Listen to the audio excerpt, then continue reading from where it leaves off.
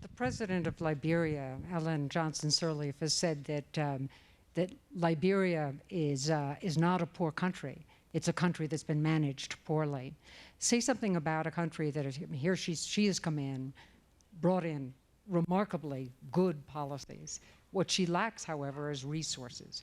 How important is it that she succeed, that that country succeed, and to what degree is it a test of the rest of us to help make that happen? Well, I think it's a particular test for America because Liberia was founded by freed slaves.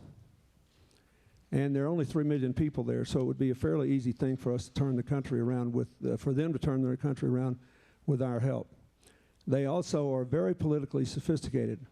Ellen Johnson-Sirleaf was opposed in the election.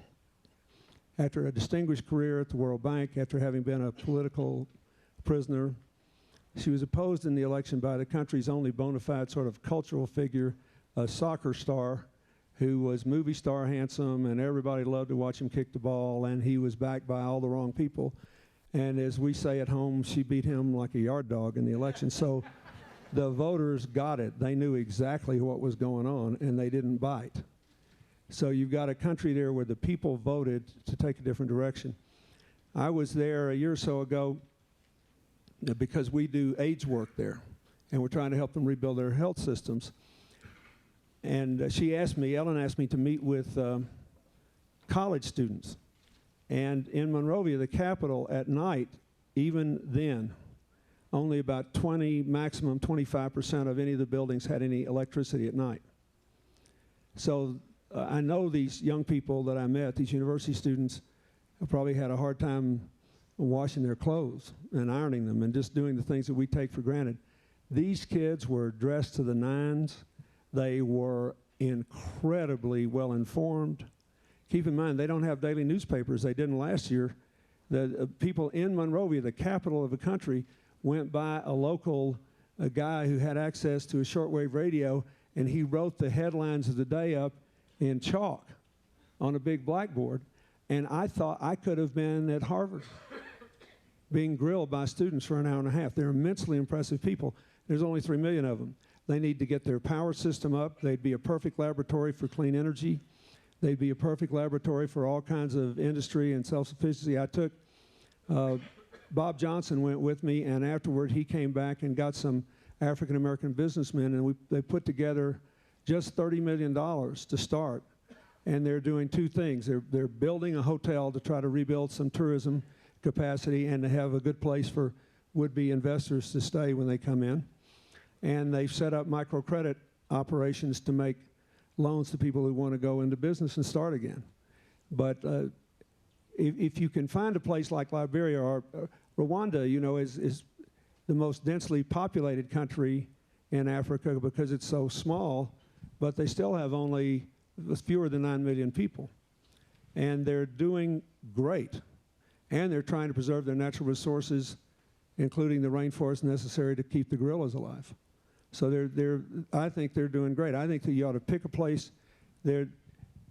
Mozambique, Tanzania, there's a gazillion, you know, there are 48 countries in sub-Saharan Africa, and well over half of them could efficiently and effectively use NGO activities and investment, and a lot of you probably are involved there and you know that this is right. But I think that the trick is for all of us who are in the NGO world is to take things to scale.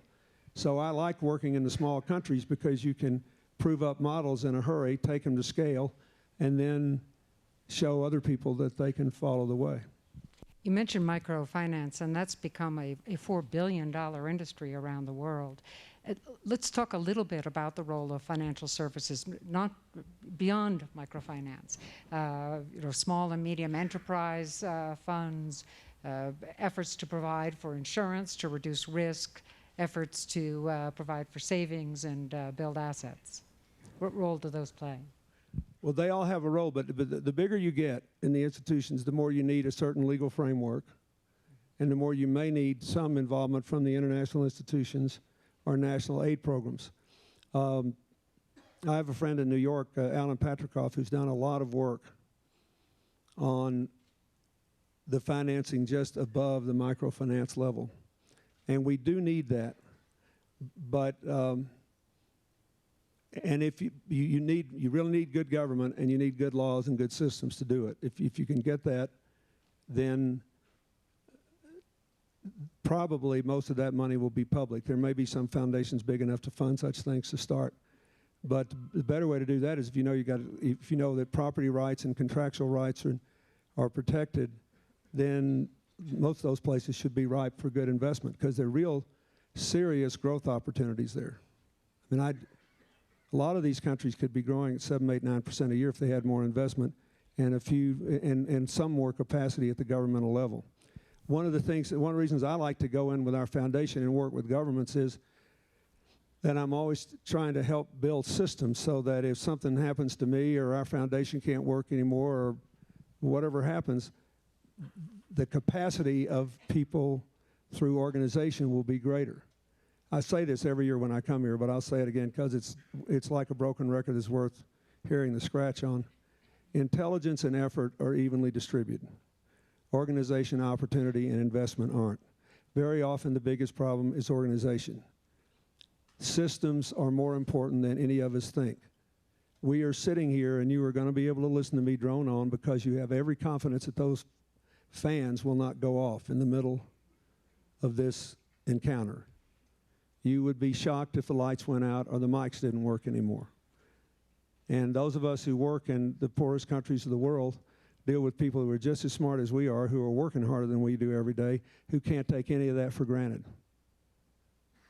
General Powell came from an immigrant family, became the chief officer of the United States military, mostly by dint of his own merit and effort, but also because the military had a system where there was a predictable set of consequences for the efforts he was willing to undertake.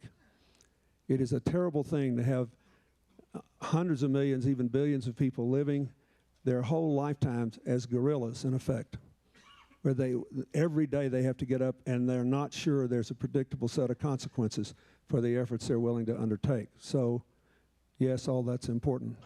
But you need to think about it in that big term, that every time I go anywhere to do anything, doesn't matter what the subject is, climate change or healthcare or whatever, I try to think there's some kid that's just as smart as I was when I was that age, and we need to give that child an arc of predictability for effort.